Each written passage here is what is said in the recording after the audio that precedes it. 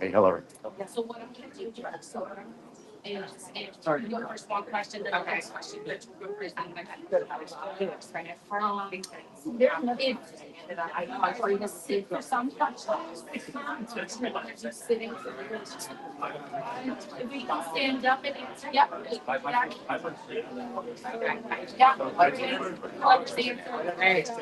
Perfect. That's okay. We're getting. I am ready. What you do, gentlemen, is you're gonna, well, actually, we'll wait, because I'm gonna start Hello. Hello. So you're gonna walk down. Test, test. You can make them louder.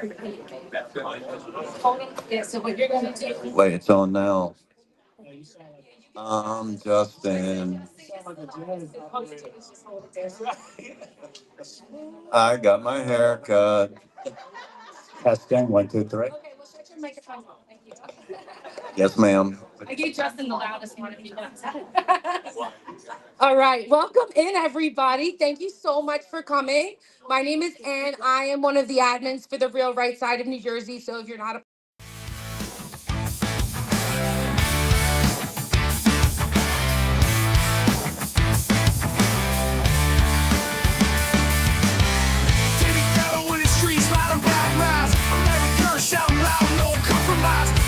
Warriors, grit and grind, build back what we had, ain't no we find. Make America great again, fist to the sky. We start a family, we gon' rise high. Street feelings don't need no disguise, we live it loud, we ride or die.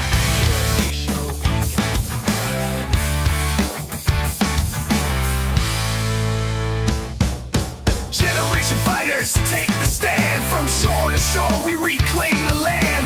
Grit and glory in every strand. In Jersey shore, we make our Great to be stand. on with you. This is a great podcast. It's a lot of fun and it's informative and it's real information. It's none of the frills and none of the nonsense that you hear on the legacy media. Just telling the story of what's happening right now. It's what I do with my newsletter that I get out to anybody who wants to see it. It's what you're doing with this podcast. America needs to know what the real deal is, and you're the real deal. I am running against 3 Democrats right now. I do not have anyone in the primary as a Republican challenging me. So if you would like to donate to my campaign after this, please come and see me. Or you can find me at herzigforcongress.com, and that's FOR. And you can find all my policy stances and information there. I'm going to tell you a little bit about myself. My name is Hillary Herzig. I'm a wife. I'm a mother of 3 children, and I grew up right here in Monmouth County. I actually have a family that lived in Long Branch, right in the city that we're in, since the 1930s. I come from a career of civil service. I've served at the Veterans Administration, the United States Department of Agriculture. I've served at the Animal Plant Health Inspection Service. I've served at the Department of Homeland Security, United States Citizenship and Immigration Services in both asylum and personnel security, as well as I've served for the Department of Army as a civil servant in the National Ground Intelligence Center.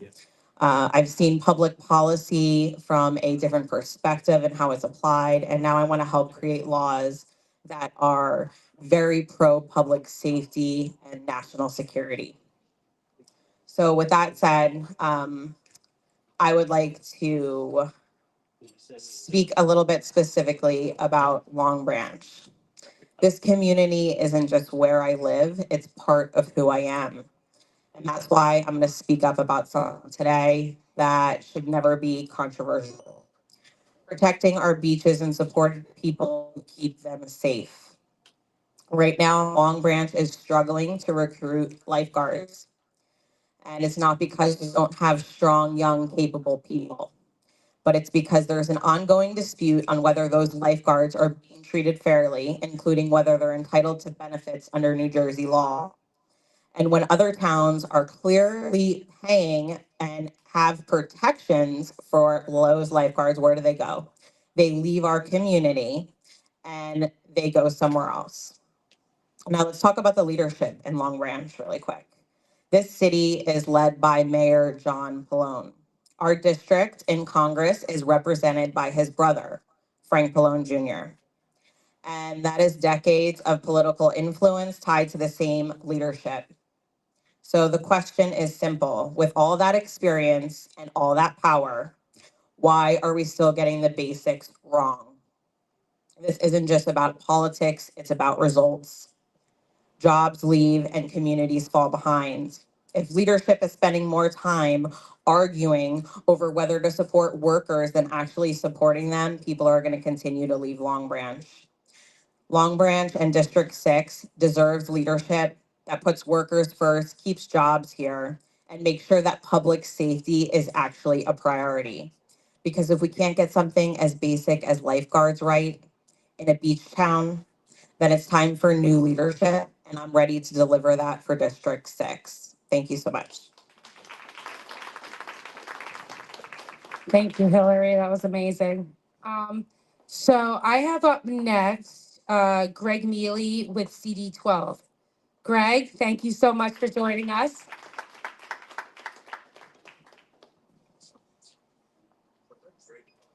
Hey folks, how are you?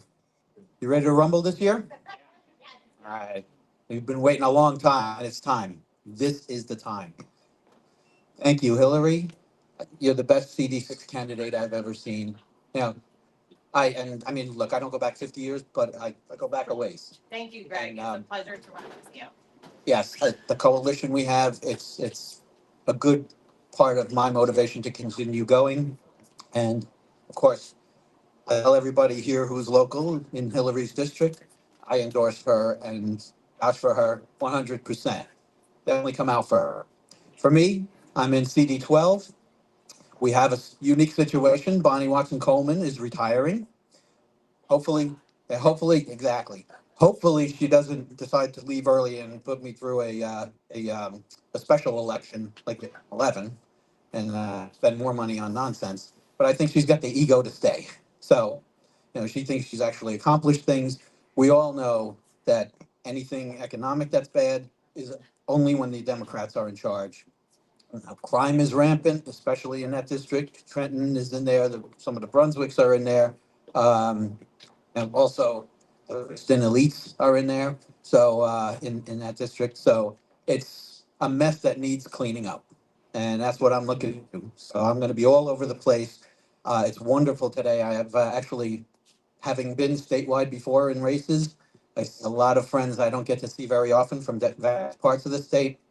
Makes me feel at home. And so, this is what I take from my energy to try to go ahead and win that seat too, so that we can get some change, positive change and corrections to how we run this state. It's been a disaster for a while. We got to get control back and really start, putting them on their heels, and at the same time, showing the people what the truth is. There's so many lies and omissions. So let's get rid of that, get rid of them, and let's win across the board. Thank you. Thank you so much, Greg. All right.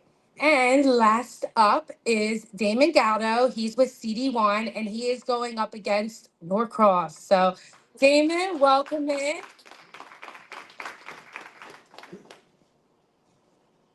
Hello, everyone. My name is Damon Galdo, running for Congress in CD1 against Norcross, as she already said. And well, flustered. I'm a producer and live streamer right now, and also a candidate. My producer couldn't make it. So, but no, the reason why I actually started this, I'll get into Congress in a second, but why I started this podcast and this America's Pulse Network is because when I ran the first time, it was on a whim. I ran because I wanted a better future for my children, not just my children, everyone else's. I wanted a better future for New Jersey. I'm a builder. I'm in the Carpenters Union. I build commercial buildings, and I love what I do for a living. But I love my children and the future for everyone else's children even more. So my favorite quote is by Edmund Burke, that the only thing necessary for the triumph of evil is for good men to do nothing. So that's why I stepped up to run the first time. Now, this time, I started this network because I figured that media could be more powerful than politicians sometimes. Because where does everyone get their information? They go home, they watch the news, they watch CNN, they watch CSN, MSNBC, or even Fox or Newsmax, whatever it may be. But they're not journalists anymore. They're commentators. At least Fox admits it, that they're commentators. But the thing is, I started it because people, it's all about getting the information out there. A lot of people are so misinformed. They really are. I mean, everyone asks me all the time, how do Democrats keep winning? How do they keep winning? I mean, I see all the posts online, the hating Norcross and everyone against them, or even my friend Jack over there, he ran against Lou Greenwald. I never met somebody that liked the guy. So, but I don't understand. Yeah, so, but how do they win? People are not informed enough. They watch what they see on TV. That's why I think this network is so important. That's why Jack and Constance just started their new podcast on the network as well. And it's informing people, and that's what they do. They go to Trenton and they let everyone know what's going on and what bills are passed, what's good and what's bad. And that's the thing. It's getting out the truth. It's Steve DiOrio, his show, my good friend there. Like he gets the news out there. I gave a speech at Rowan the other night, and I told all the kids, I said, well, I got their attention by saying, I said, you're not the future. And I said, you're the present. I said, we need you now. So that's what caught their attention when I started it. But no, that's what it is. And I told them information is key.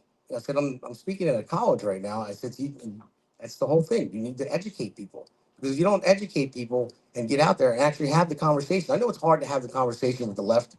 They just shut down immediately. Trust me, I know I did plenty of interviews and they just shut down since I asked them the second question. But that's the thing. I mean, getting information out and letting people know what's going on, what each legislation that's passed in New Jersey. I mean, being a sanctuary state, like no one knows that we pay $7.3 billion a year in state taxes to be a sanctuary state for illegal immigrants. No one knows that. But your property taxes go up. Mine are going up. So if you were to give that money back to the people, you would save over 2,000 a year on everyone's property taxes. I mean, it's simple things like that. That's what people need to hear. People need to hear the truth. And that's what my speech is about tonight, is not just about my campaign. You go to my website and see what I'm about. I'm just a regular guy that's trying to do something good. And it's an honor to be the state Senate candidates for this town hall. So I want to thank you, Ann, for inviting me. I really appreciate it. And again, it's all about educating people, and we have to try. We have to keep getting the message out there over and over and over again, or nothing will ever change. And I'm going to fight like heck. So trust me, I'm going up against the juggernaut in Norcross. So he raised like $3 million. I raised like $3, but but no. But yeah, no, I got a fighting chance. Anyone that tries has a fighting chance. So that's where we're at right now. But thank you all for coming. Appreciate it. And I'll turn it over back in.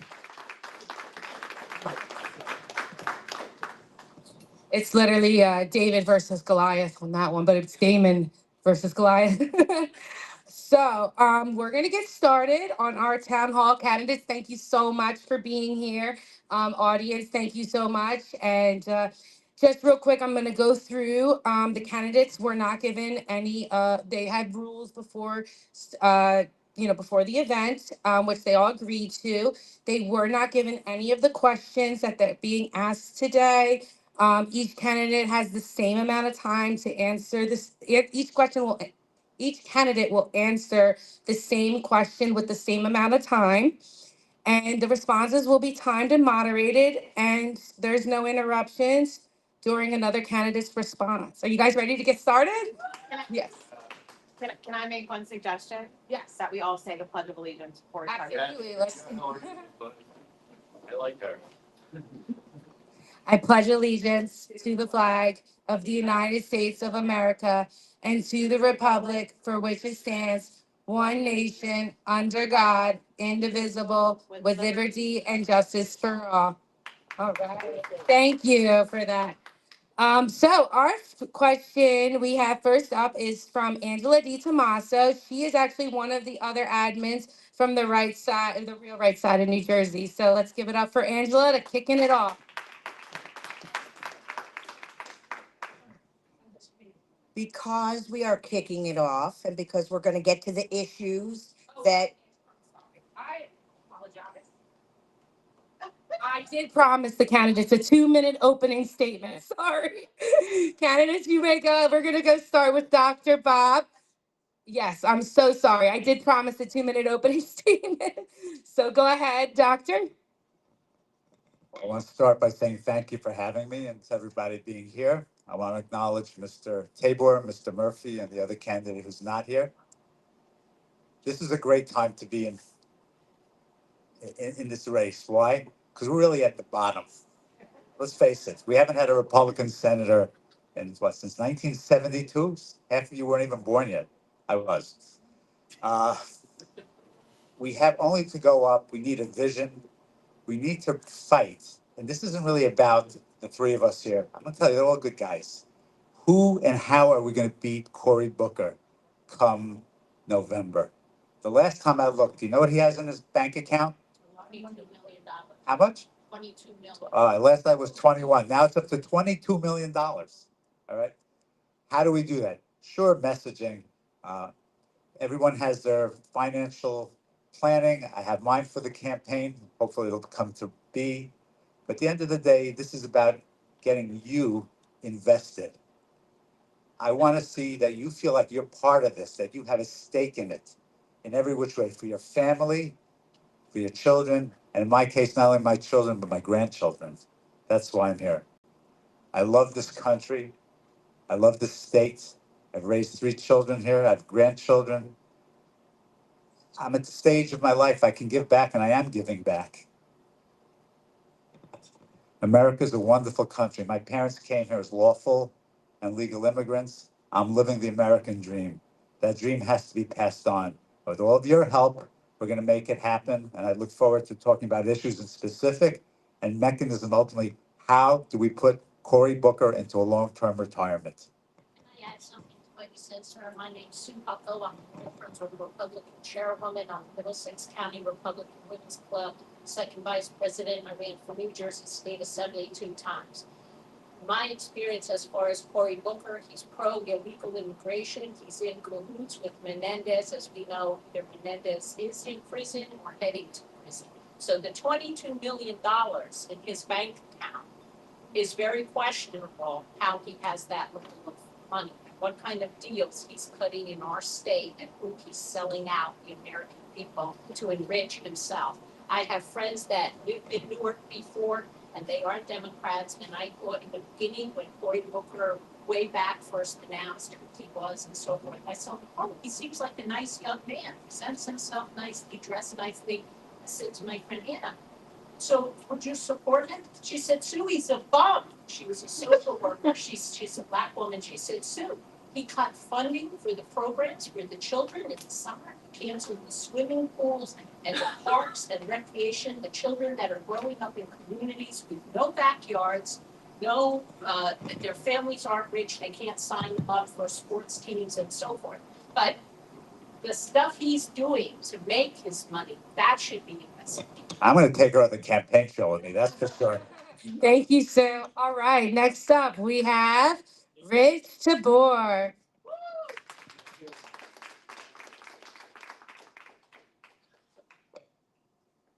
Hello, everybody. Thank you for having me today. I really appreciate everybody that came out. Thank you so much for coming, taking the time out. You know, I'd like to thank the candidates that showed up, Doc, Murph. Appreciate y'all. We missing one. Not gonna say anything. I guess they doing their own thing. But listen, guys, it's very important this year that we get involved. Okay? It's very important that Republicans get involved. We need every last one of you. This year, this fight is gonna have to be different because we gotta take the fight to them. We cannot keep sitting back and just going with Republicans. That's not gonna work. That plan is dead. It's been dead for 40 years. It's time for a new one. So now we gotta come on the offensive. We gotta go to the communities we normally do not visit, the urban community. We gotta go in there and deliver the conservative message. Everything that we stand for, they are against. Everything that these communities stand for, they are against. It's just that they hide their messaging. They blow you up with affordability, and nothing is ever affordable. They blow you up with parental rights, but take all the parents. This is what they do. So it's important that we understand that they get our message. I really need you guys to think about it. Abortion is now at 40 weeks in New Jersey. 40 weeks. You can get an abortion in New Jersey. That is murder. That is murder. Gender affirming care, which is gender mutilation, cutting off kids' genitals. Republicans, I need you to really listen to what's going on. It's demonic. It's a spiritual battle we're facing that we all need to get involved in.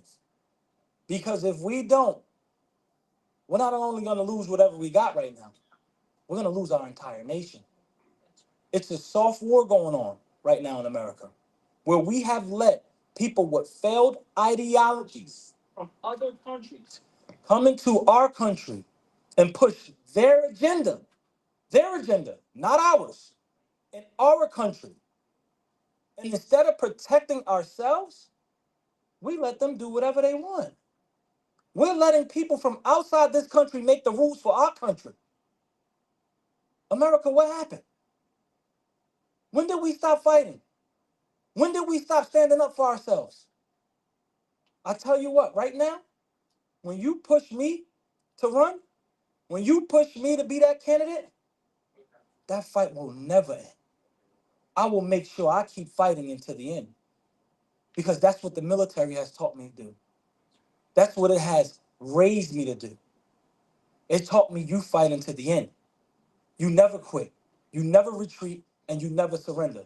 And this is our country, ours. This is not anybody else's. This is our country. So do not let people come into our country and think they're going to make the decisions for us. We make the decisions. You don't make decisions for us. We make the decisions. Because there's no other country in the world that you can go to. Name me one where you can make the decisions in somebody else's country. It's not going to happen. So wait, America, it's time that we start waking up, New Jersey. We got to wake up. We got to. Because if we don't, we're going to lose everything. Thank you, guys. Thank you so much. And last but not least, Justin Murphy. Hello, everyone. Just a couple housekeeping matters. Yes, I got my hair cut, and I have to say that because if you saw me before this, you would laugh.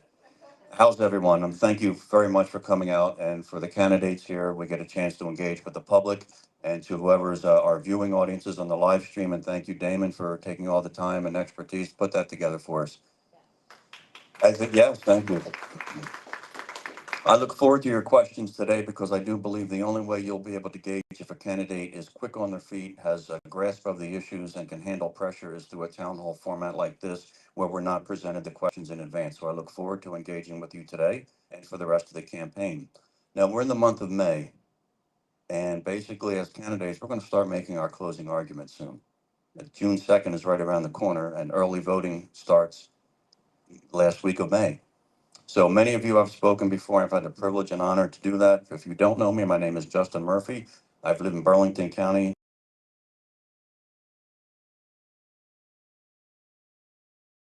I've been one, if I'm not here, if that's for me, Damon.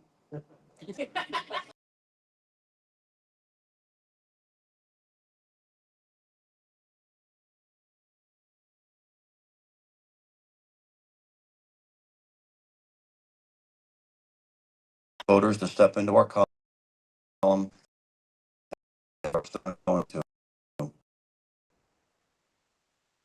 Conservative where I've outlined my political DNA, and the policy positions that I plan to go to Washington and fight like living hell for. Because I agree, this country is worth fighting for. I believe personally the most blessed gift that God gave this world is America, and our job is to fight second and save it.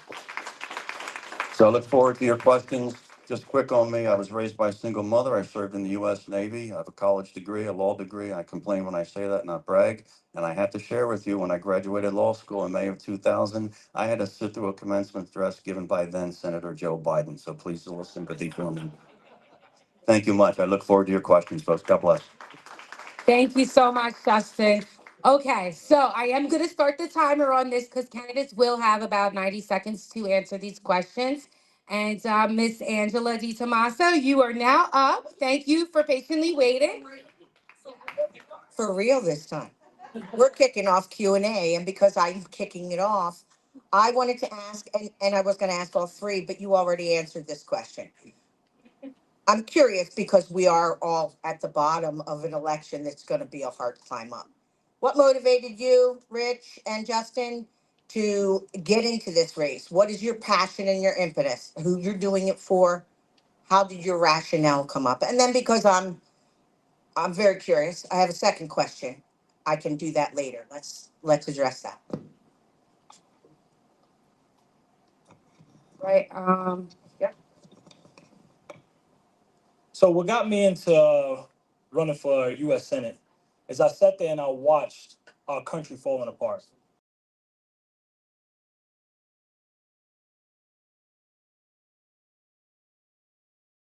To get older, we have a huge debt of $38 trillion.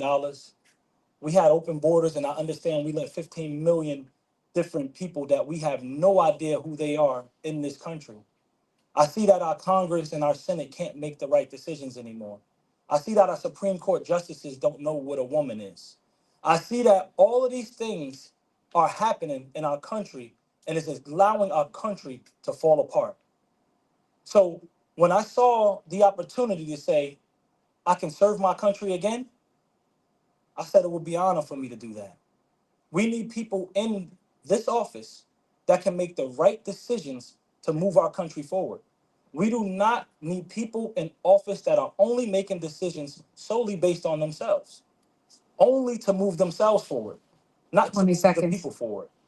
So why I take this job? Because it's a public service position. Why? This is why I want it, because it's a public service position. And my whole life, since the age of 18, has been about public service. So once again, I wanted to raise my hand and say, it's time to serve again. Why? Because once again, I'm going to mention the military. They said we have to fight enemies, foreign and domestic. And right now, we have a lot of domestic enemies in our country. Thank you. Dr. Bob? Starting the timer. Okay. I'm living the American dream. I'm blessed, no question. I have a wonderful wife. She reminds me I have an anniversary tomorrow, so I've got to be. I have children. I have grandchildren. I see this every day. I grew up in the Bronx. People come to the office now with the hack and sack system.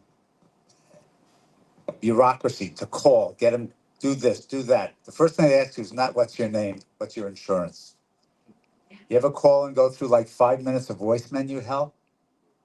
And then you get a message, hi, this is Mary Jane. I'm away from my desk or on the phone. Please leave a message and maybe I'll call you back next week. What do you do when you're sick, when you're hurting? What do you do if you have little children who are crying and have a fever and it's Friday afternoon and your husband's will be home late from work because the job is busy?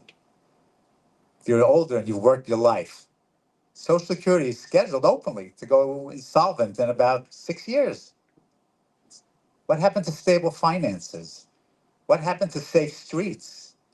I agree with Mr. Tabor. We have to fight enemies both foreign and domestic. If people come in, that was it, 10 million, 15, 20, we don't even know how many people came in during that time frame. But we do know they get iPads and iPhones and cell service. They get healthcare more than some Americans. And I'm all for compassion. Charity begins at home. That's almost a biblical tenet. I love this place. We have to fix our home first before we fix everything in the world. Thank you. All right. Thank you. And Justin? Thank you for the question, Ange. I think for me, it gets down to a two-word answer as to why I run. What compels me to run is I care. I care about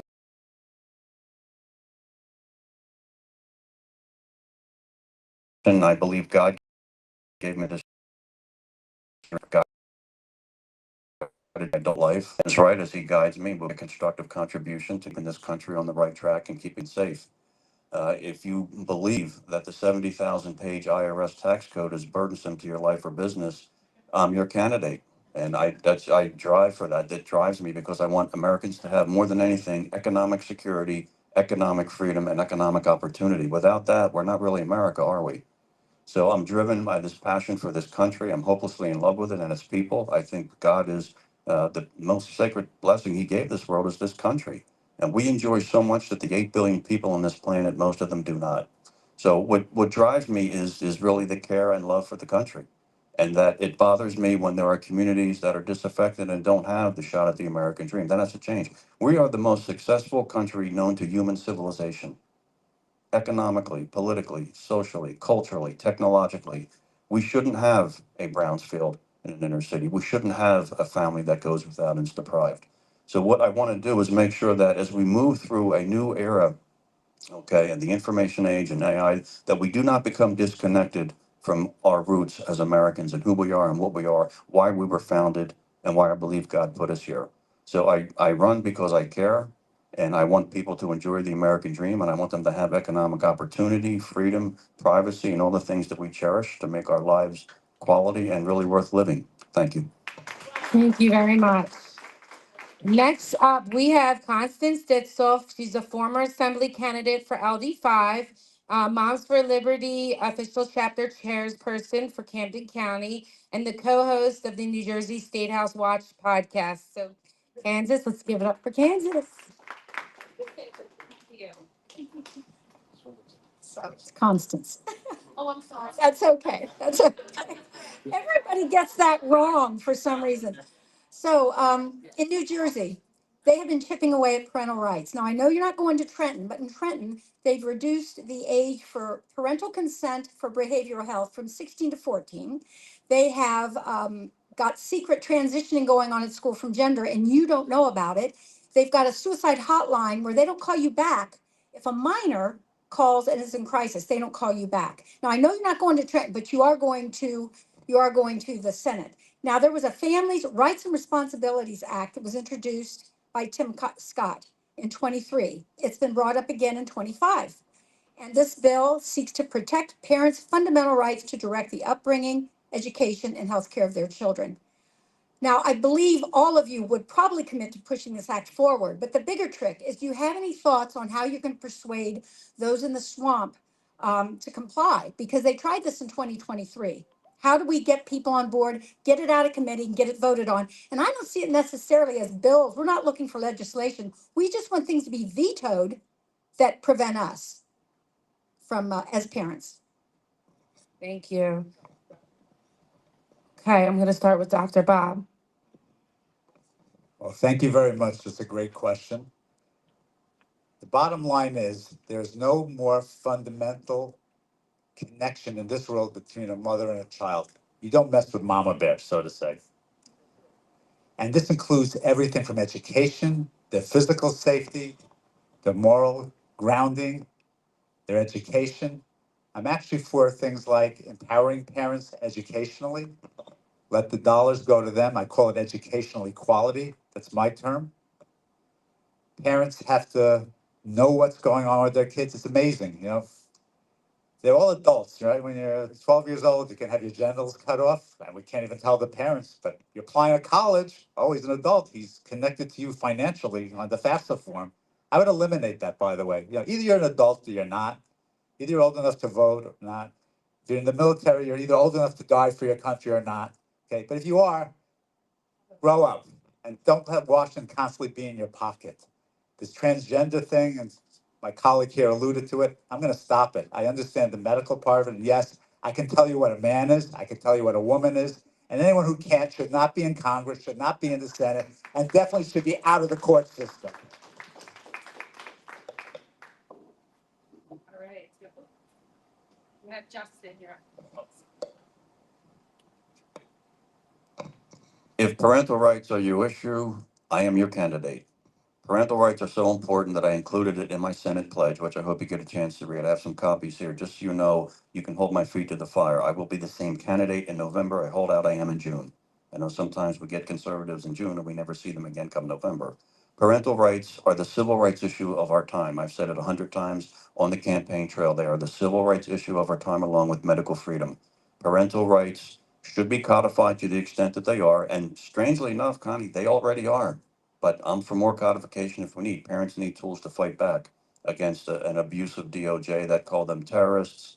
The Joe Biden administration, we know what they were doing to parental rights and the disruptions at school boards, which I know you know, being involved with Moms for Liberty.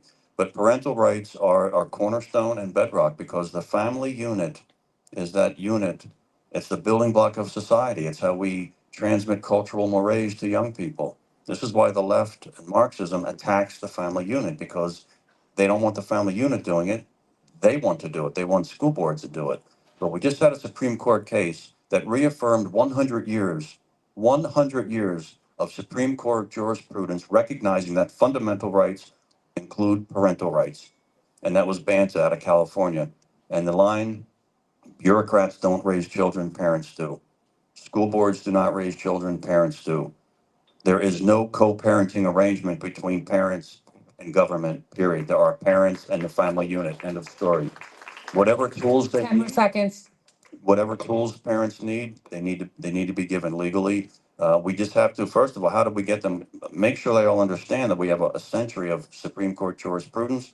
We have existing codification for parental rights, and elect people who think like me and other Republicans that put parental rights and acknowledge them as the civil rights issues of our time. Thank you.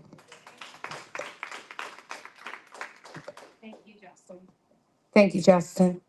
All right, next up, Mr. Rich. So, when it comes to parental rights, the reason I'm your candidate is I have 7 children.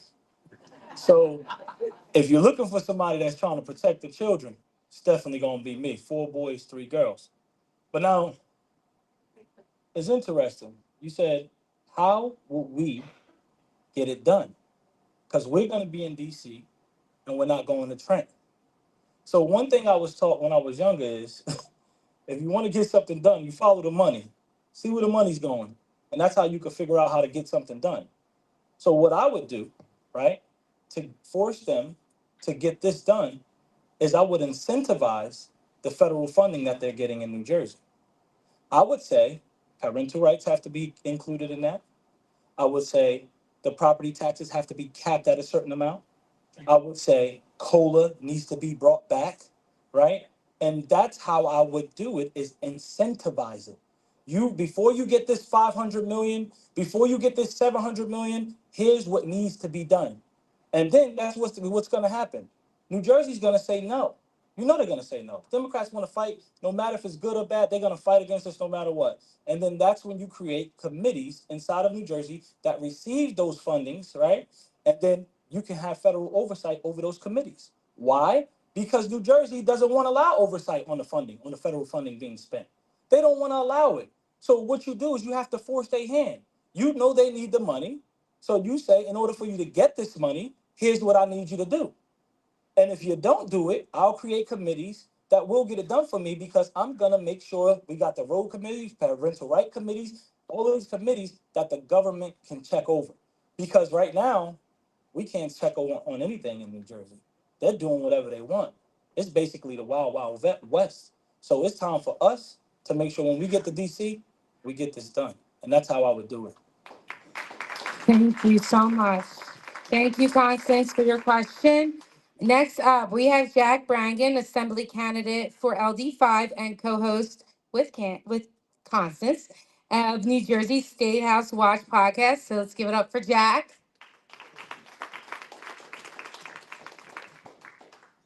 It's amazing how many people call her Candace, and that is not her name. By the way, I'm the other half of New Jersey State House Watch. We're on the second and the fourth Tuesday of every month at 7:30. That's all I have to say. My question is about student loans. I'm a little ticked off about student loans because in reality, they are not student loans anymore. They are student mortgages in many cases.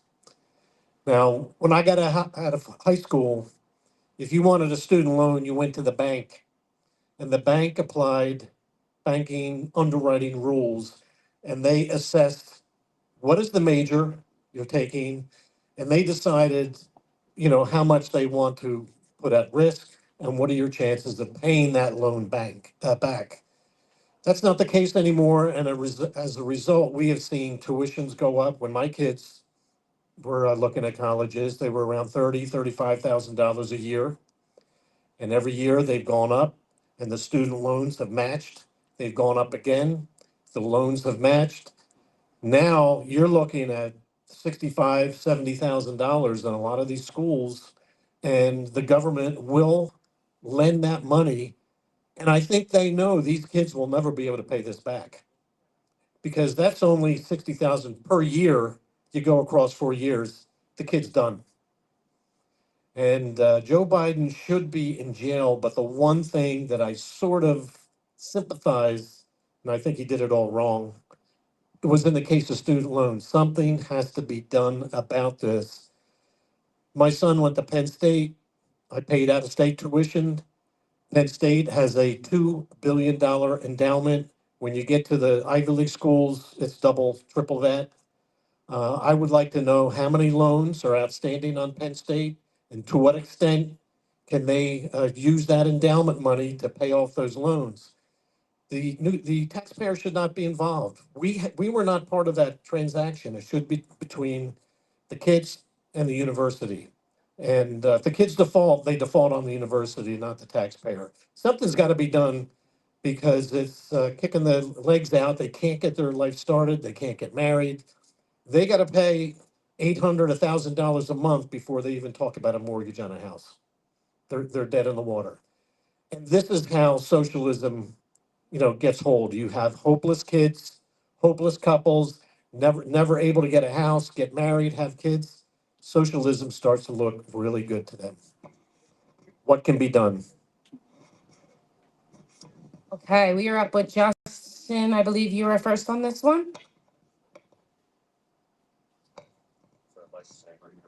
Thank you for the question, Mr. Jack, and thank you for your time running for Assembly in 25, and hopefully we'll see you again and kind of again in 27, because that's where a lot of our problems will be solved in Trenton, not only in Washington, what we're trying to do. Okay, I think with student loans, I think the first thing we need to do and the most effective thing we can do as a party is be relatable to young students today. Now, I'm 60 years old. I'm not exactly young, but I do have $175,000 of student loan debt. So the first thing is I can connect and I can identify with them and we'll understand thoroughly what they're going through. I don't know if you guys have any student loan debt, but I got a lot of it. Now, I made choices. I wanted to go to college. I wanted to go to law school because I didn't want to miss out on that commencement speech by Joe Biden by any means. I'd pay anything for it. I studied for my master's at Villanova, and I have an LLM, a master's for my Juris Doctor from Oklahoma University. I love learning. I love education. I know the value of it, but I know the price of it also. So I think the first thing I can do is relate very well to students. Second thing I will tell them is what can be done is they need to be gainfully employed to pay it back. So we need policies where we're growing our economy at 3 to 4% a year, and we have a dynamic energy industry that's going to create trillions of dollars of wealth for our middle class and working poor. So we need a growing economy because the kids need to be gainfully employed. But I would also tell those students, guess what? You've got opportunity here with income-based driven plans, so you can get a pretty decent catch of air on what your income is commensurate to your debt level. Second thing is there are programs out there that allow you to do some public service to get rid of your student loan debt. But I would also tell our young people sternly, because we need to worry about the next generation of Americans, not the next election, and we need to send adults to Washington. I will tell them, if you took money out on a loan, you pay it back. You have to pay it back. I paid off my undergrad. I paid off some of my law loans. I still have a ways to go. But we have to tell young people that it's not free. And it's wrong for one political party to try to brutalize this issue and say, well, I'm going to take money from Steve because I don't think he's going to vote for me. And I'm going to give it to the kids out marching yesterday through all our communist 10 more seconds. May Day to give them a free education. Look, it's not free. They're just cost shifting. So we want a dynamic growing economy, get them gainfully employed. The IBRs are very good. And those endowments are the key, because I would look at any institution and say, if you're sitting on billions of endowment money, you better start reducing your tuition rates. Serious. Thank you. Thank you. Rich.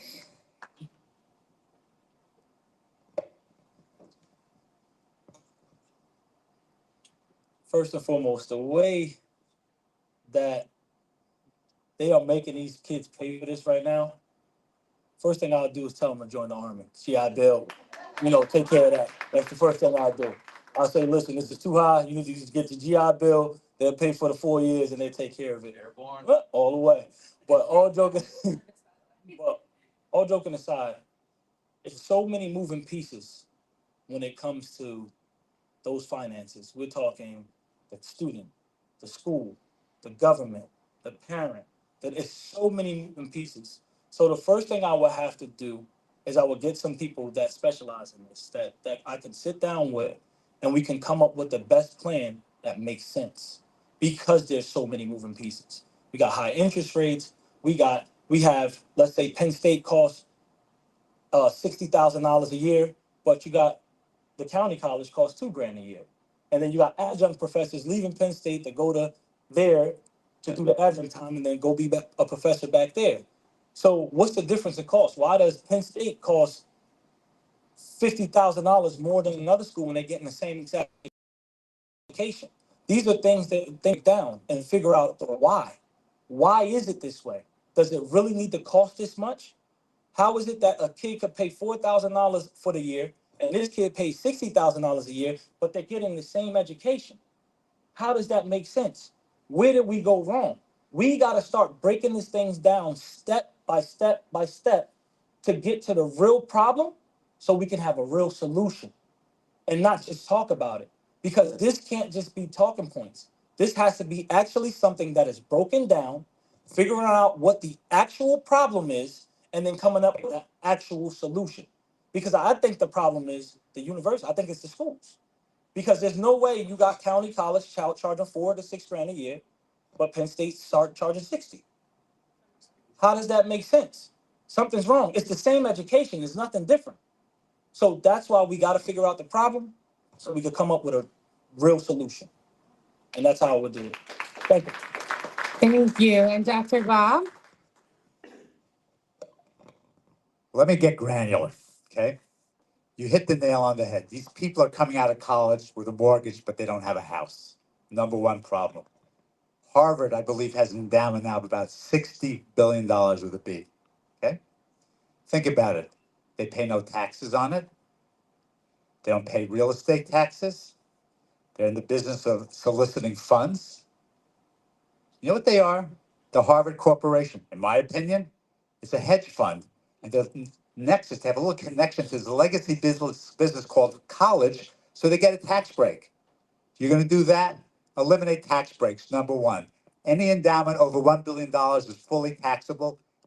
Harvard and Elizabeth Warren, maybe we should tax those endowments and put it right back into our economy because they don't deserve that money. And you're wrong. It's $100,000 a year to go to those colleges, not 60. That's number two.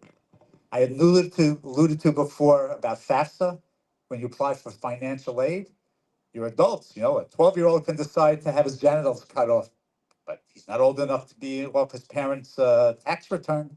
That also has to be eliminated. And you made one other mistake. You said tuitions go up and then the college aid go. You have it backwards. The tuitions will rise to the amount of financial aid that's available to them. You're right. The government has to facilitate education but not pay for it. It has to be risk and market based. Go to the bank, and you know what? You want to do something like I did medicine? Maybe it has a better rate of return than gender studies. Okay, Yeah. so don't do that and complain you don't have a job. Okay, Yeah. I went to public college. I went 3 buses to Queens. I went to Queens College. I got a great cut degree there in chemistry. I went to Brooklyn to medical school. Back in the day, I'll tell you, I paid $400 something tuition when then they were paying $10,000 to go to fancy schools. Cory Booker, he went to Stanford. He's an elitist. If you want somebody who's an elitist, vote for Cory Booker. If you want somebody who's like part of the proletariat, that's me. I didn't go Spartacus. Okay, that's a good analogy. I got into several medical schools. I went to the cheapest one in Brooklyn as a New York State resident at that time. It was easy for me. I had great friends. I learned a lot. I did very well. I worked for the government for 9 years afterwards. He went to Yale Law School. And after that, what did he do? He became a Rhodes Scholar, a Cecil Rhodes Scholar. Do you know who Cecil Rhodes was?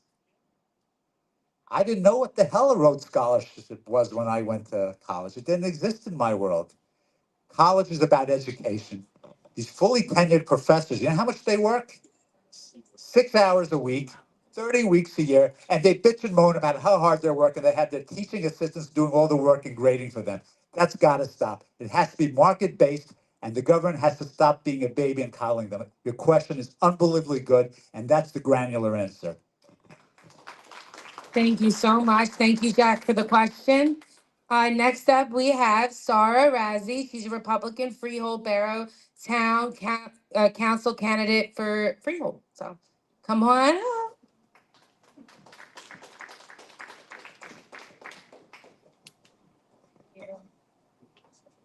Okay, so my name's Sarah Razzie. I'm running in Freehold Borough for Town Council. That's a Democrat town. So I just have a quick question about foreclosures. As you know, New Jersey is one of the leading states in foreclosures. So Trenton currently has the highest foreclosure rate among major US cities, and New Jersey ranks among the top states for foreclosure activity. What specific federal legislation or funding would you prioritize to help at-risk homeowners in high-impact counties like Mercer, Cumberland, Salem, and Atlantic to avoid foreclosure? And what kind of deregulatory policy would you introduce in the Senate to combat foreclosure activity in order to make housing affordable nationwide? I believe you were up first on this one.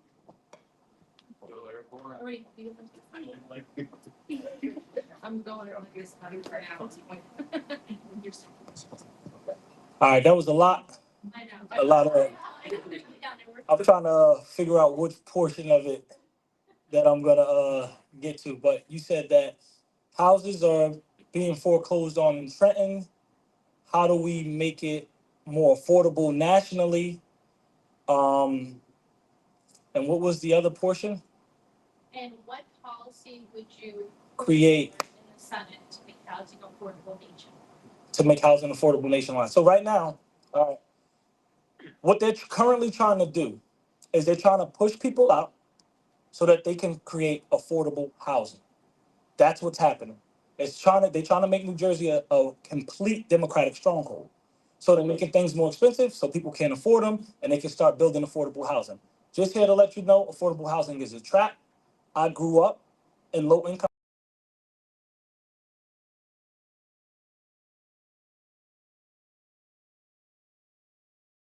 Homes that people can actually purchase and build equity.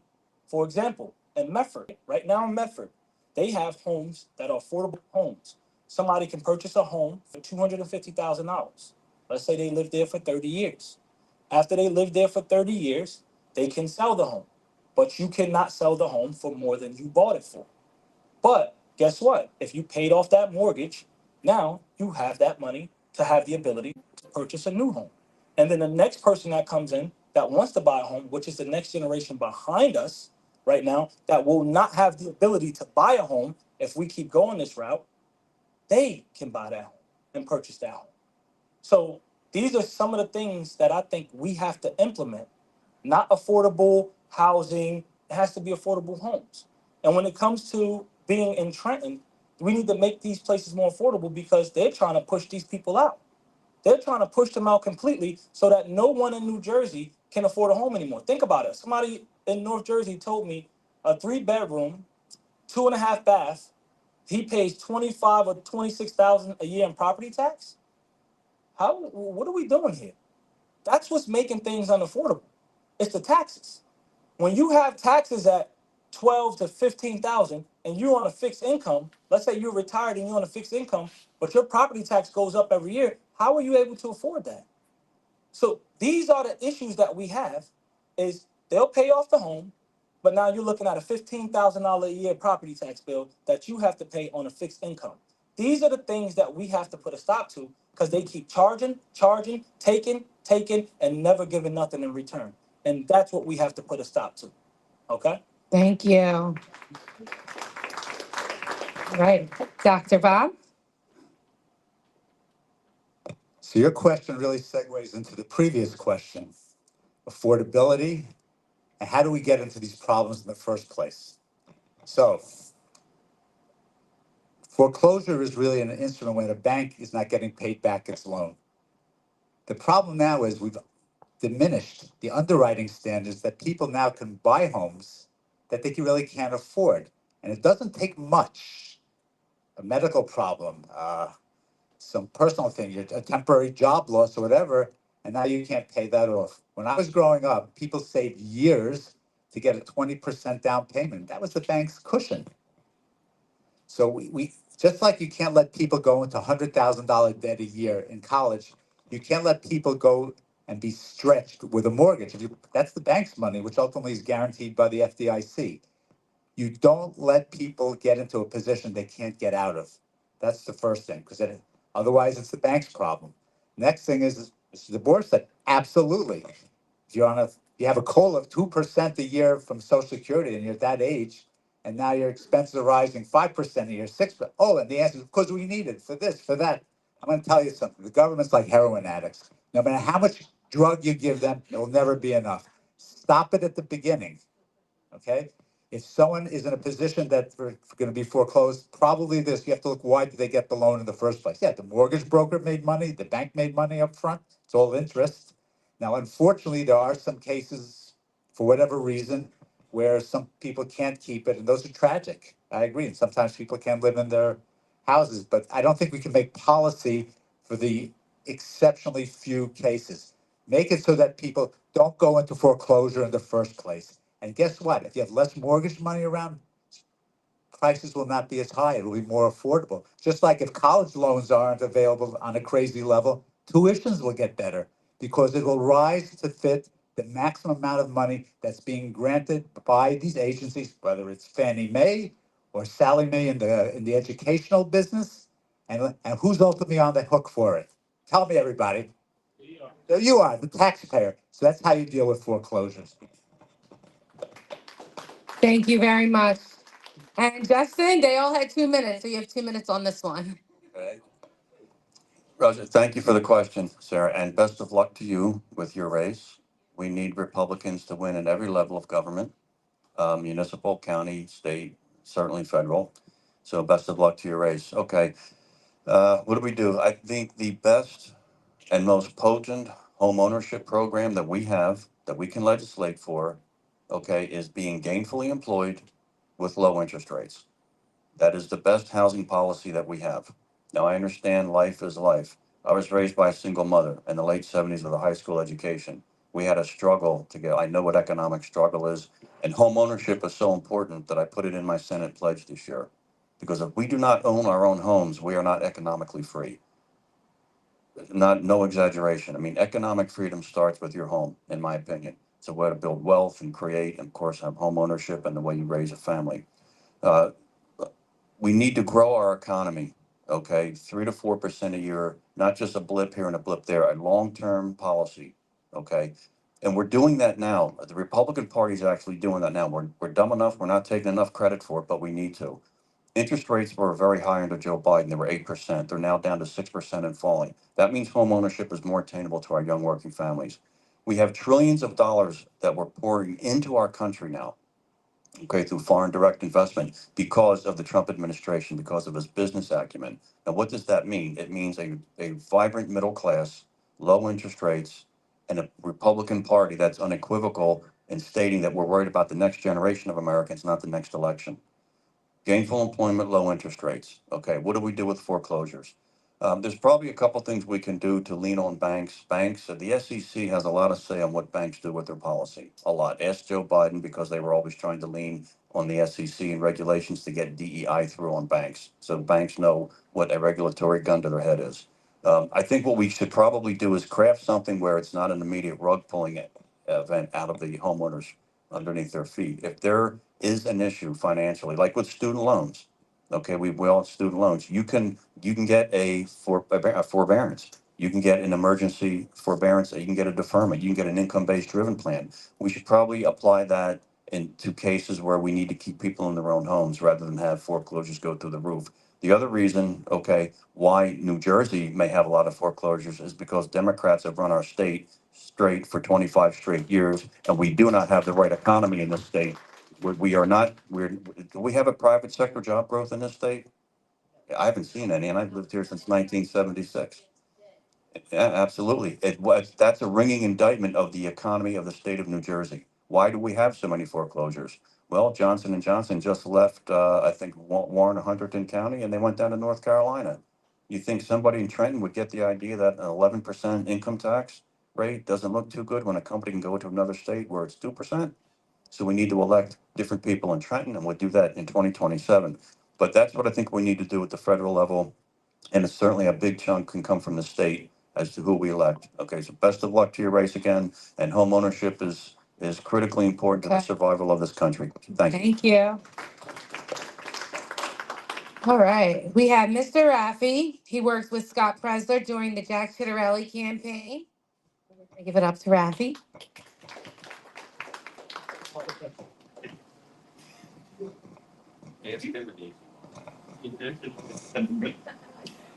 So, can you name a specific issue where you're willing to break with your party leadership to achieve a compromise that benefits our state and country? All right. Who's up first? I think it's the doctor. Where is it? It's the doctor. I think is up first for this one.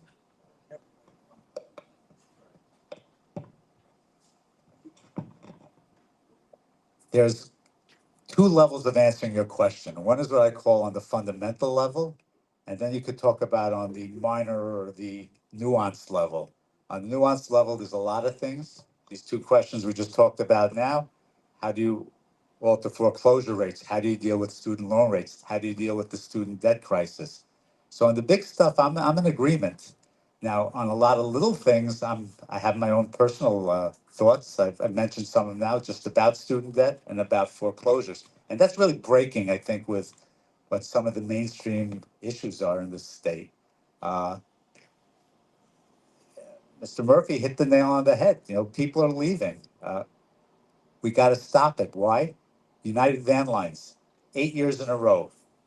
8 years in a row, New Jersey has the largest outmigration of any state of taxpayers. Why? I mean, well, is it because they're stupid? Is it because of the weather? Or could it be something to do with the economic environment in which we live in? So that's where we need to really make the changes on the ground, you know, not on, you know, the big things, you know, abortion, you know, at 40 weeks versus 30 weeks versus not at all. We need to have issues that are affecting human beings. I see this every day in my work. People hurting, people in pain. I see sometimes the craziness, the lunacy of the quote, the system. And that's how we fix things. But to say, oh, I'm going to be different on debt service or the deficit, or what we're going to do with Social Security, or just go to universal pay, or raise taxes on Social Security, these aren't answers. These are, the question is really, how do you do it on the level where you can deliver? I can give platitudes, all right? But if I can talk about how I'll do, I have to deliver something. This is what I do every day in the operating room. People don't want to hear stories. They want to hear the operations of success and the patients better. In my world, I help people breathe, and I just want to breathe. I want to breathe fresh air into the state. I love it. I'm here for it. And Cory Booker has been stagnating it. Thank you. Justin? Rafi, thank you for the question. It's a good one because it's one, should one of us make it to Washington, we'll probably have to face. All right, would have to probably think right now of a hypothetical of what the Republican Party is pursuing and whether or not I would break from them to either oppose it, or are they breaking from me? Am I breaking from them, or are they breaking from me? If you look at my Senate pledge, I've got the 11 bullet points of really bedrock philosophical underpinning of me, and I'm not moving on them.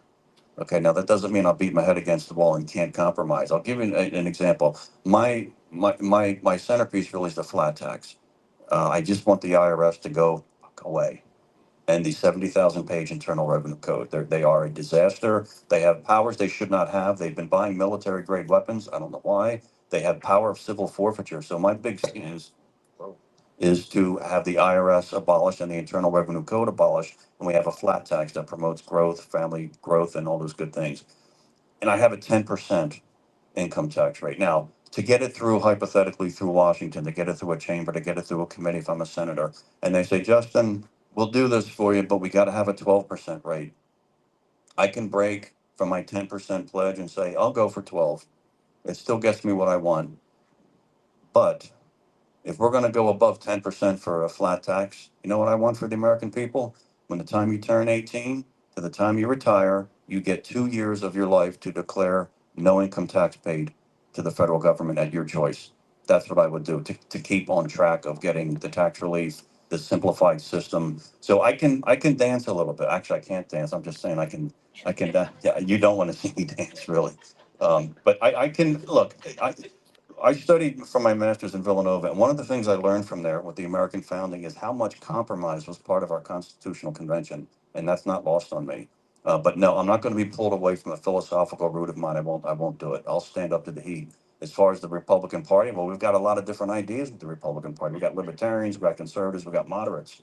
I'm a conservative. I'm a Reagan Republican. So I would look certainly to see, but just to give you an example, is we can ditch a little bit, but let's make Very sure well. we're still getting where our objective is. Thank you. Thank you. Mr. Tabor?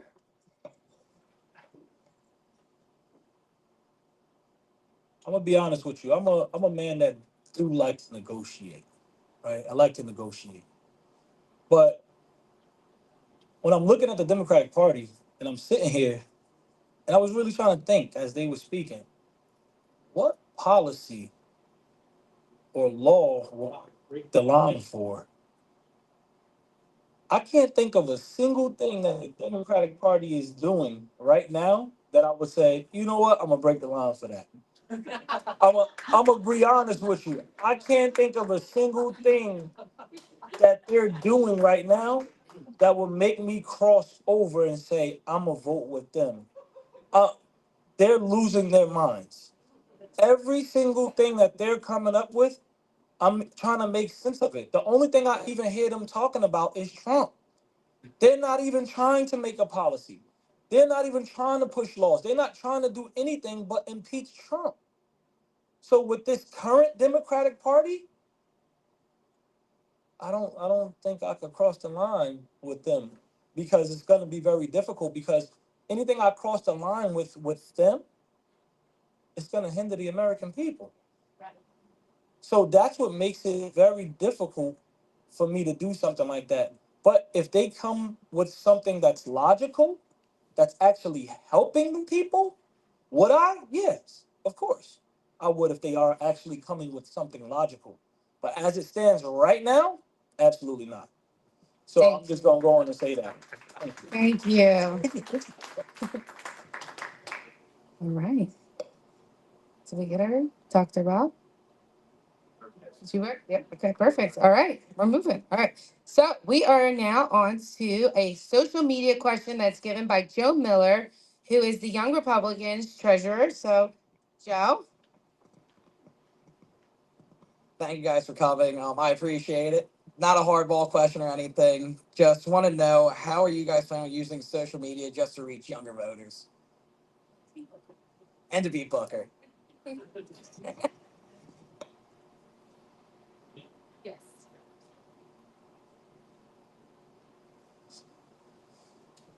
So first thing I'm seeing with these young kids, with the Reach the Young crowd right now, when I was in Elizabeth, they got me doing TikToks.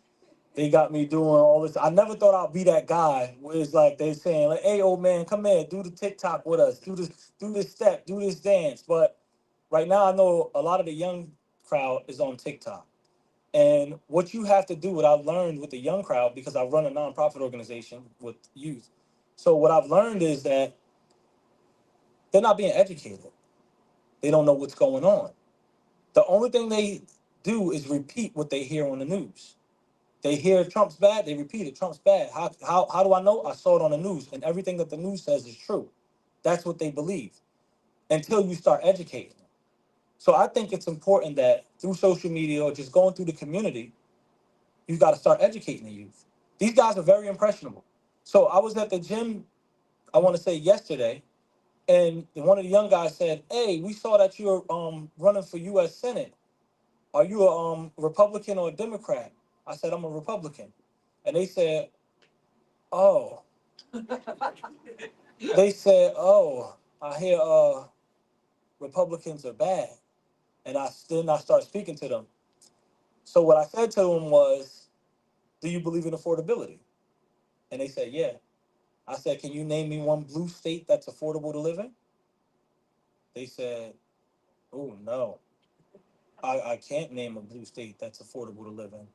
I said, "So which party is bad? The party that's presenting to you affordability, but nothing's ever affordable, ever. Like every year it gets more expensive. Every year they say, 'Hey guys, we're pushing for affordability because the Republican Party's not, but we're gonna raise your taxes. Oh, and the tolls. Oh, and the schools. We're gonna raise everything. Sorry, but we're gonna keep it affordable though.'"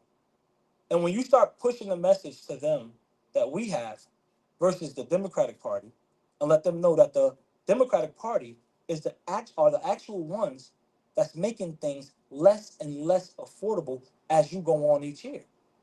You got to tell these kids the truth, why they still are impressionable, why you can have them use logic and reason. Because once they get past that point where they're locked in as a Democrat, it's going to be almost impossible. So it's important. I'm glad you asked that we get to it now.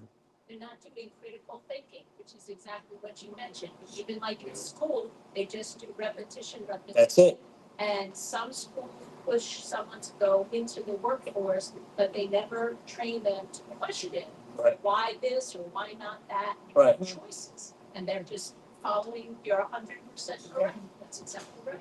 But before I sit down, just to let you know, the older kids that have graduated and left my program, they are Republican. Thank you for that, Rich.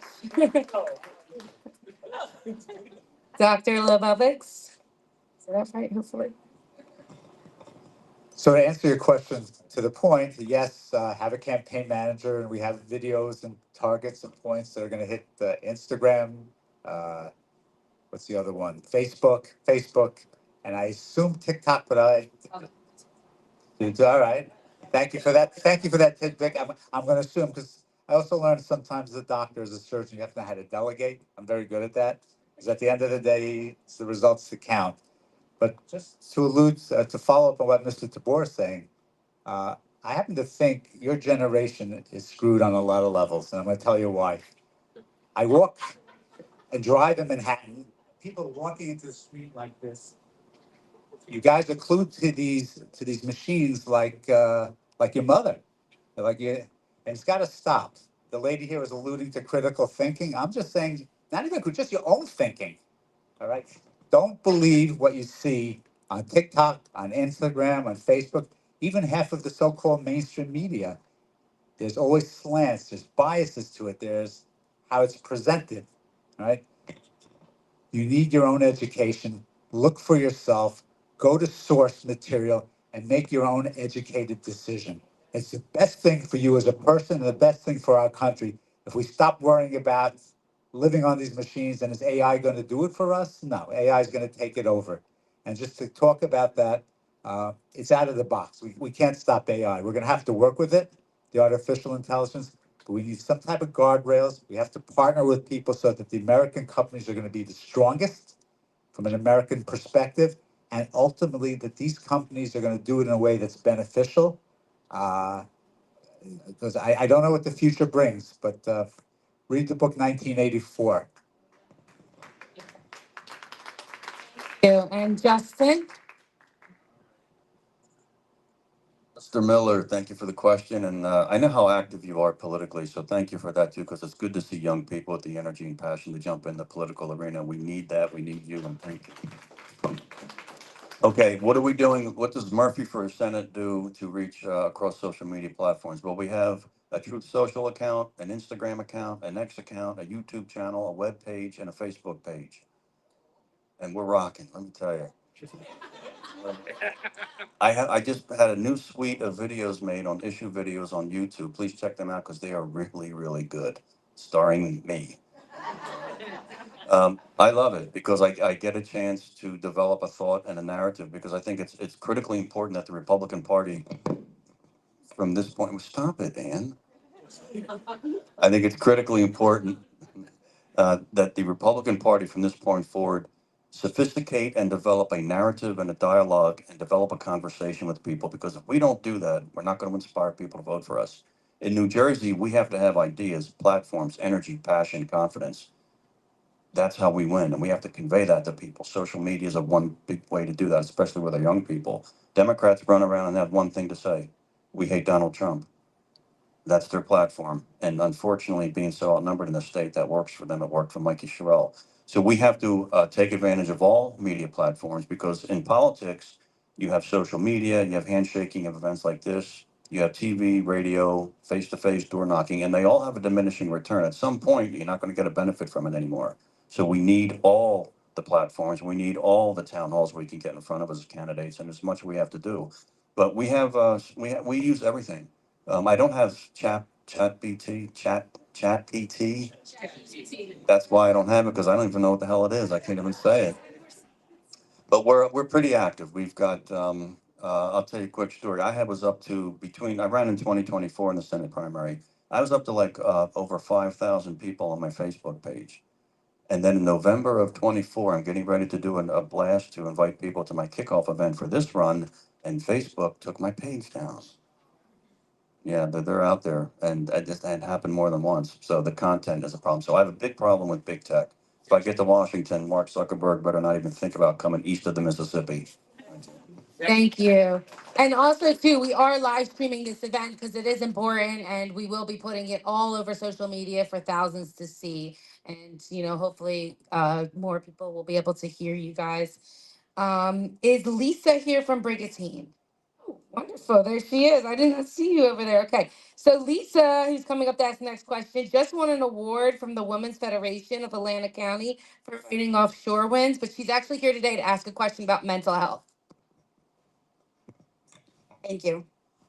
There's a mental health crisis in New Jersey and throughout the United States. We often hear there needs to be reform when a tragedy occurs and someone with mental illness that they have mental illness, and then no reforms ever take place. The subject is very personal to me. My dad, my grandfather, and two of my cousins were diagnosed with bipolar disorder. I also have a niece with severe anxiety. I am tired with lip service without any reform.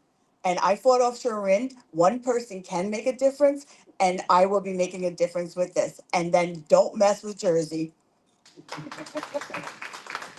Thank you.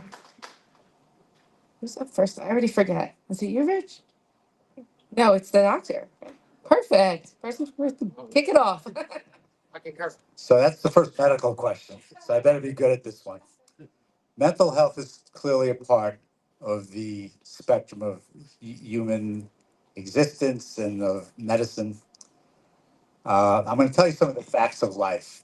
The way medicine's been corporatized in this country, and particularly in this state, mental health is ignored for a lot of reasons. Number one, it's a very low overhead to run it. So you could be a psychiatrist in your own house, televisits now, and everybody's out of network. You can't afford to say, yeah, if you want to pay $500 an hour, you can see a psychiatrist tomorrow. If you want to find somebody in your insurance plan, yeah, wait 16 months if you're lucky. That's the first problem. I call it access to mental health. There are many dimensions to it. You have PTSD, you have bipolar, you have anxiety disorders, you have schizophrenia, psychoses, neuroses. Like I can mention them all up. And a lot of it, unfortunately, has become politicized. The most crazy one, in my view, is this gender dysphoria thing. It's the only mental illness I know of that's treated with hormones and changing the body instead of the brain and mutilating the person surgically rather than dealing with the problem. You don't treat bipolar that way. We gave up on frontal lobotomies, I think, about 60 or 70 years ago. So that's got to stop. And I'm going to find ways to make it illegal or cut off all the funding to the state or any state where they do that. Now, to go back to your question, you need people who are going to be engaged. We need psychiatrists. We need them, psychologists. We need them to be involved. We need them to get granular. They need access to this. What they do is in medicine now is we get extenders, they call them, advanced nurse practitioners, physician assistants. Yeah, so before you know it, you're going to go to the medical assistant who will get you to the APN. You need doctors. And you need the American Medical Association, by the way, which I am not a fan of. They're part of the problem. They're reactive, they're not proactive.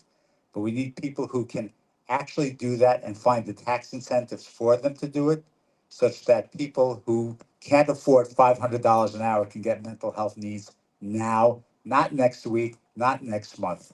It's an access problem. It's not a medical problem. Thank you. Justin, you are up. Thank you for your question. I was at that event where you were awarded, so congratulations to that again. And I stand beside you 100%. No windmills off the coast of New Jersey ever. Thank you, ever. Your question, it's difficult because I think the sober assessment is right now we don't really as a society know what to do. And I think that we demonstrate that often. Like we just don't have, there's a lot of different reasons why people may experience the grievance of a mental illness. One of the things that comes to my mind is that if there is an insurance company that, if it's covered through insurance, you hear this debate often about whether or not an insurance company should pick up costs for mental health or offer programs for mental health. But then what follows? How do we pay for it? And then it becomes a monetary issue. Here's how I think we can pay for better mental health care in this country. And this is just recent. All right. We have now identified probably over $100 billion of waste, criminality, fraud, and abuse in our social and healthcare programs in this country. And that it's there. Okay, 10 billion in Minnesota, the tip of the iceberg. California and other states, thankfully, the Trump administration has raised this to cabinet level, put the vice president in charge. Okay, I think every dime we recover, okay, every dime we recover from this, and it's criminality. It's not a government agency operating inefficiently like they always do. This is theft. Okay, I'm not picking on one group, but it's theft. It's widespread. Is there a problem in the Somali community? Yes, there is. Is there a problem with Russian mafia and Russian organized crime with Medicare fraud? You better damn well believe it. Medicare alone has 60 to 100 billion dollars of identifiable fraud every year. Now that can cover mental health care expenses and all health care expenses. So what I would do specifically, as specific as we can get, every dime that's recovered from these programs, we should increase money for whistleblowers for one thing. People start blowing whistles, money would start flowing. That money can be closed loop, not thrown into Washington to be spent or wasted. It can be right back into the same healthcare plan or program that it was taken from illegally, stolen from, and it could be used to expand those services that we need. That's what I think is specifically right now. But this is a troubling issue because it does, look, I think we all know someone or some family that has affected by this, and these are like real horror stories. It's horrible. So we pray for those people, but we can get our house in better order so that our existing institutions can do a better job. And as far as if they're violent and homeless, folks, they got to be off the street. They have to be off the street. We cannot put people at risk. That's a quality of life issue, and the number one job of government is to protect its citizens. Thank you Thank for the you. question. Thank you. And Rich.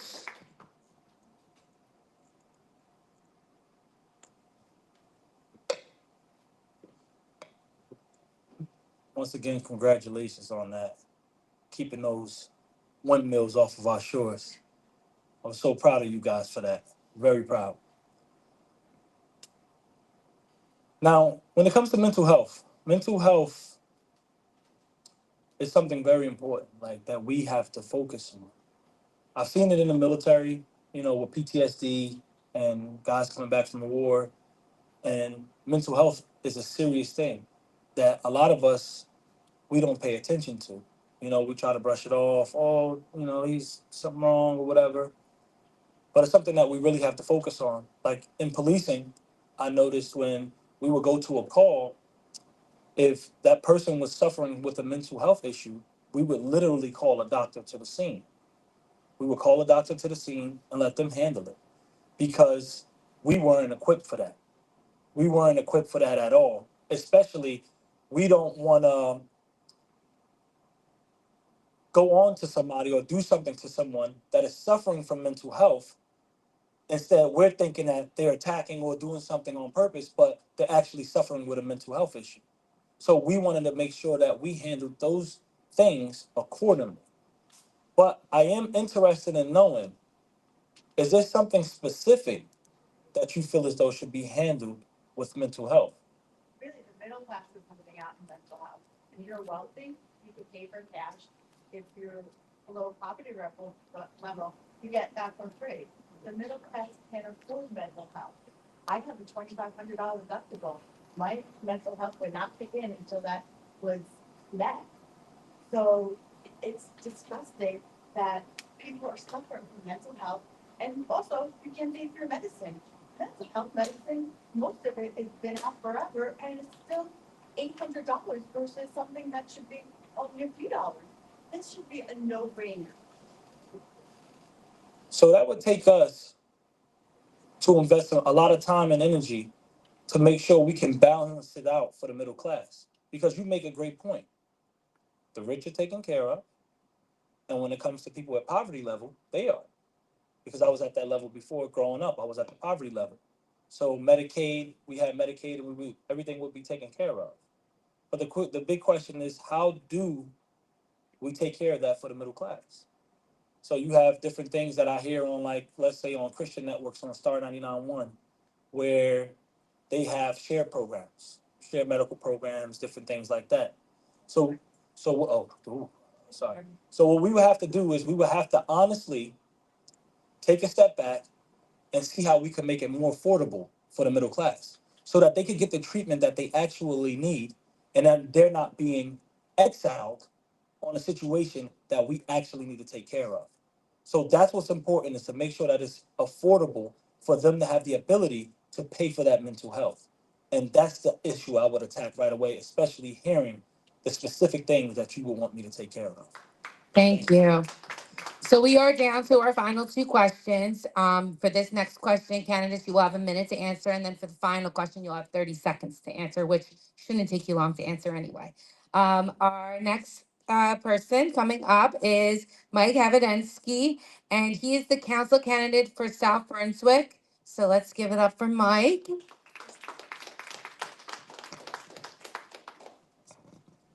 Hi, guys. Thanks for doing this today. It's been very informative. My question is this: when you win and go to Washington in November, what would your top three priorities be, and how would you realistically get these things done in your first year? Thank you. So we're up with Justin for this one. Remember, guys, you have 1 minute.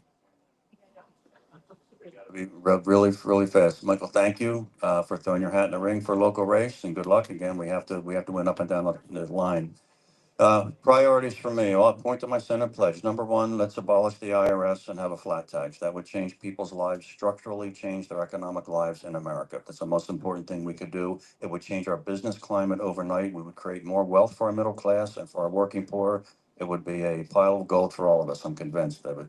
What I do, Donald Trump has brought finally now to a national discussion the issue of a new system of taxation. So I'd have to jump on that, find a caucus in the Senate that would promote it and push it, and you go to work, roll up your sleeves, start butting heads, and try to get it done. Second will be parental rights. They are the civil rights issues of our time, along with medical freedom. Parental rights are just so critical. And the third would be home ownership, because without home ownership, we're not economically free. That's economic growth, low interest rates, gainfully employed, rising wages under Donald Trump, right? Had declining under Joe Biden, but we're doing the right things to get people in their own homes, not burdened with a 70,000 page Internal Revenue Code, and parental rights acknowledged as fundamental rights and enshrined throughout our culture. It's like 101. Good job. Perfect. All right. And we have Rich. So I believe I would probably, on my first issue, I would probably have to run a poll to check to see what the people of New Jersey will want, and that would be this. Right now, I see that we have a bunch of people coming into our country and going straight into our politics. So I would try to create a law that says you have to be born here to enter into politics anywhere in the U.S. Because now people are coming in with failed ideologies, right, and taking down our country. They're taking it down step by step, piece by piece. And when I was overseas, that's what they said that they would do. and now they're implementing it. And it's happening in real time. So that's one of the things that I would do first and foremost. Parental rights is very important. Like I said, I have 7 children. I will have to make sure that these children are protected because the government is trying to take control over our children completely. They're trying to make the rules, they're trying to make the decisions, they're trying to make all choices. And then the next one would be to protect our constitutional rights, to make sure New Jersey laws align with our Constitution. Because right now, the laws that I'm fighting, they don't align with our U.S. Constitution right now. And in New Jersey, we have to understand the Constitution is the law of the land. And your New Jersey state laws must align with the Constitution. So that's what I will make sure that is going on. Thank you very much. So I have many items on my agenda. I call it my primary agenda, secondary, and tertiary. But to answer your question, big 3, number 1, I call it educational equality. We have a problem in this country of kids of spending more and more money in real terms and nominal terms. The kids are coming out stupider than ever before. It's really that simple. Even though everyone will say New Jersey has the best, yeah, we're the best in the country. As we keep going down, everyone's going down faster. Number 1. Second priority, we need solvency as a social security system. We have to protect the elderly, and that's going to require some consensus on both sides. We're going to have to make it happen by having all the stakeholders involved, old, young, employers, people. Tax touch, raise retirement ages. It's unpopular. We have to do that. The last thing is healthcare. I live it and breathe it every day. I'm going to give it to you all in 1 second, in 1 minute rather. People smarter than me have been working on it for 30 years. They haven't figured it out. I'm going to tell you what the problem is and how we have to approach it. There are 3 circles, in my view, of healthcare problems: quantity, quality, cost. You can have any 2 of the 3 you want. I can deliver the best of anything, but we need all 3: quantity, quality, cost.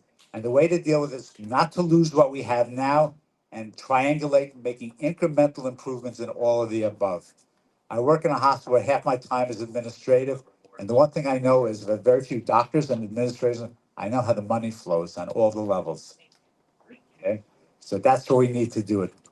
Access, which is quantity, we need quality, and cost has to be reasonable.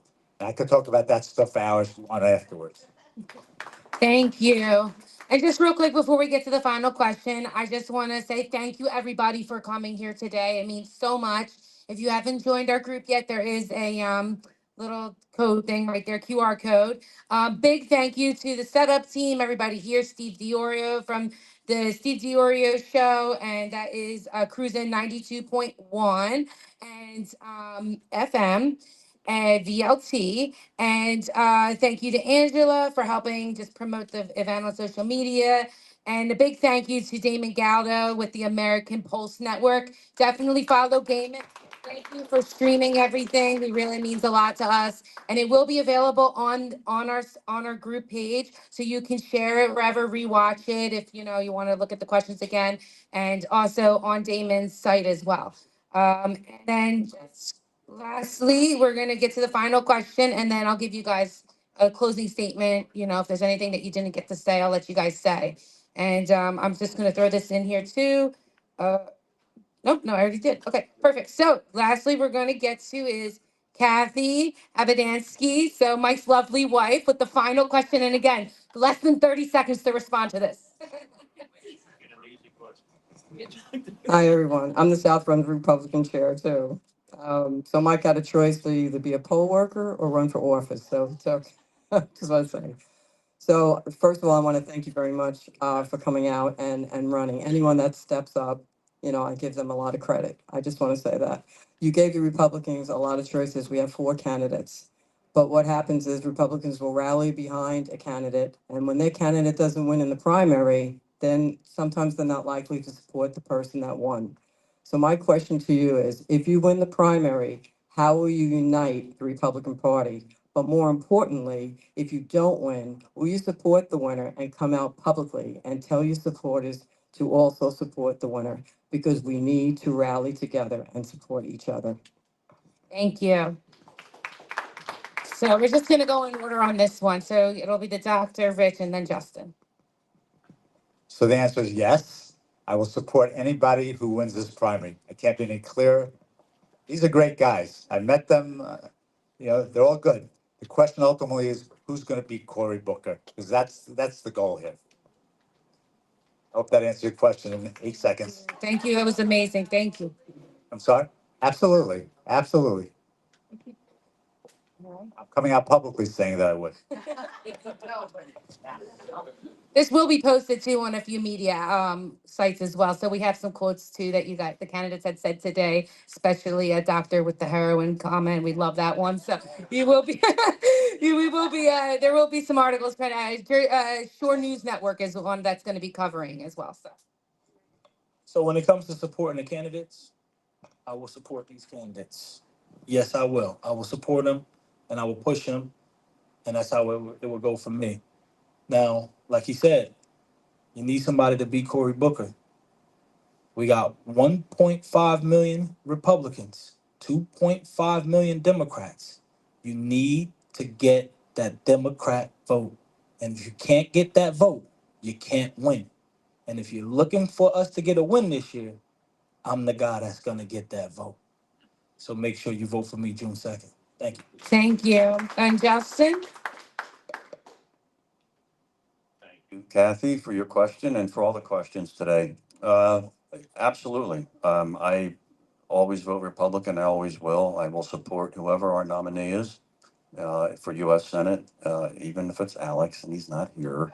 Not allowed to say his name today. Okay. No, I will support whoever our nominee is. I will be very vociferous about trying to defeat Cory Booker, because if Democrats take back the House this year, and I know we're running in Senate, but if we have congressional candidates also too that I will support. I support our ticket, always have, always will. Uh, we're going to look at nothing but 2 years of impeaching Donald Trump and obstructing his agenda and opening up our border again, and we're not going to do that. So we will be unified. We will have a message. I believe the conservative principles that I espouse are the best way to inspire people and lead. We have to lead. We have to lead. Sometimes it's tough to lead, but we have to do that. I will vote happily for any of our candidates, and I will always support the Republican ticket. Always have, always will. Thank you so much. Thank you, guys. Thank you, gentlemen. And so you guys will have about a minute closing statement. If there's anything you need to let the voters know, please go right ahead. Justin, you can start first, and we'll go the opposite way. So Rich, you're in the middle again. All right, thank you everyone for coming. I know it's we need, one thing is people to be engaged. We need voices to be heard, and if they're home not voting, they're not heard, no engagement, it's not good for us. Rich mentioned we're outnumbered in this state by about 840,000 Democrats. We can still win though. We can still win. I believe the conservative principles are the best way to inspire people to step into our column and vote for us. Democrats across the country are hemorrhaging voters by the millions, and that's a fact. They're hemorrhaging voters, but that doesn't mean they automatically jump into the Republican column. We have to lead. We have to have the vision and the backbone and the will to fight for it. My conservative principles do. Donald Trump is giving us a great record to run on of a secure border, lower inflation, lower interest rates, lower gallon of gas despite the bump right now, and most importantly, rising wages for the American people. We need to be on offense this November. Okay, energetic and confident. Okay, if we look sour and dour, no one's going to buy into us. Okay, but we need to be on offense and make sure that we run on what the train wreck the Democrat Party has become, what our vision for the country is, because we offer that better tomorrow. Cory Booker, I will tell him on a debate stage that your hate for Donald Trump is absolutely no vision for this country that Americans can believe in and build on. But the conservative principles that we espouse as a party do offer that better tomorrow. So that's what we need to do, and we need to do it with energy and passion, just like Reagan. I'm your guy. Thank you. Thank you so much, Justin. All right, Rich, Tabor. First and foremost, thank you all for coming out today. I really appreciate you showing up. I appreciate you having me and inviting me out. I appreciate our candidates for coming out and showing up today. Just thank you guys. Thank you, thank you, thank you. But when it comes to this U.S. Senate candidate race, we need a win this year. We need a win. Somebody has to bring our conservative values to D.C. Someone has to do it. And someone has to have the ability to make sure other candidates get to DC as well. We have to make sure we are standing together, we are fighting together, and we have a strategic plan on how to win. Because if we don't have that plan, we can't win. We have to go into the communities that Republicans never go into. We sit there and we let those votes just go by the wayside, never delivering the message. Like Justin said, we never deliver that message. We have to deliver the message to everyone. This year, it can't just be about Republicans. It has to be every voter in the state of New Jersey has to receive our message. We have the best message. Why aren't we delivering it? Why are we staying away from communities instead of fighting for those communities? Instead of saying, hey, we're going to earn your vote this year. Here's our policies. Here's our plans. Here's how we plan on making America better. People got to understand something. I only vote for our president for two things. These are the two things I vote on: economics and security. Those are the things that's going to bring up the country or it's going to make that country fall. If you don't focus on those economics and security, what we have to do right now, $38 trillion in debt, 38 trillion. If that keeps rising, no one is safe. No one, not a single person in our country will be safe if we don't start addressing that debt. The dollar won't be safe. Your pensions won't be safe. Your 401ks won't be safe. Nothing will be safe. You need someone that's going to go to DC and address the problems and get our country back in order. That person will be me. So help me out. Get me down. Thank you. Thank you so much. And Dr. Bob, happy anniversary, by the way. And you're up. And thank you so much for having me and hosting this. And again, I want to acknowledge Mr. Murphy and Mr. Tabor. They're honorable, good people. I'm going to say that publicly. At the end of the day, I'm going to quote a very famous Nobel laureate, pretty smart guy. You may have heard of him. His name was Albert Einstein. And he said, it's one of my favorite quotes, what's the definition of insanity? It's doing the same thing over and over and expecting a different result. We need to have specific, granular, on-the-ground policies. And I agree with them in principle, but how do you deliver each one, what the nuance is? That's what I'm going to bring. I am bringing. I know what it is to innovate.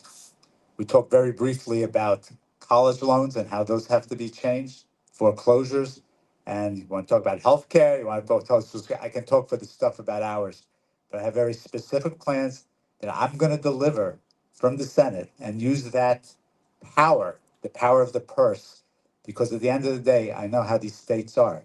You threaten them with a little money withholding, they will squeal and they will give in. And I'm going to do what's right, not for me, but what's right for this state and what's right for this country. I ask for your vote for our children and our grandchildren. And let's God bless these United States of America. Thank you so much. And again, this event was sponsored by the Real Right Side of New Jersey. Please feel free to help yourself to some snacks to go. God bless. Get home safe. And Damon is actually going to close us out. All right, I just want to say, well, obviously, thank you for you gentlemen to come out here tonight, and thank you for setting it up. It's very important, to get the information out there, and all the listeners out there who are watching on the podcast, the Jersey Shore, SURE, America's Pulse Network. I appreciate it. And I just want to say, I started something to gather most candidates together for unity. Republicans need to get together and stick together because we need to. So I know Greg and Hillary back there, we were all talking about it. We had a good conversation about it. So don't worry, we're running for Congress. So they're running for Senate. So they didn't get the bill yet. I'm charging them $10,000 each. So they're going to contribute $10,000 each to our campaign. So, but no, thank you all for coming. Thank you all listeners out there. I appreciate it.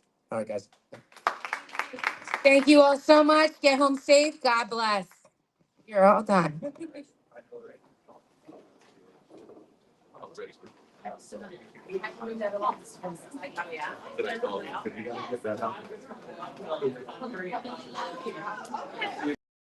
Yeah. This one's for New Jersey. For every working family that's had enough. Name's Damon Galdo. And I'm just getting started.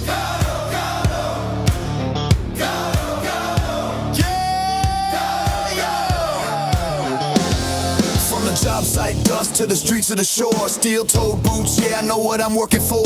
Middle class hurting, every bill going up. While suits in DC say, man, just trust us. I'm a builder by trade, put my sweat in the ground. Now I'm building up hope for my hometown. Jersey's my home, blue collar sold. I don't make excuses, I get it done, that's all I know. I felt the pressure, I've lived that grind, trying to give your kids a better life. I won't forget where I came from, man, cause I'm built by work, built by hands. I'm built by working hands, fighting for working families. Not a career man who forgot what hard work means. They talk real big, but nothing ever changes. While Jersey keeps drowning in the same old pain, I'll build a future strong for our kids in this land. I'm Damon Galdo, built by working hands. Yeah. Donald Norcross been there year after year. Same old story while the struggle's still here. Claims he's for workers, but look around town. Rent sky high, grocery bills breaking us down. Where's the relief for the middle class grind? Cause all I see is folks falling behind. I ain't got decades in some DC chair. I got skin in the game, cause my family's here.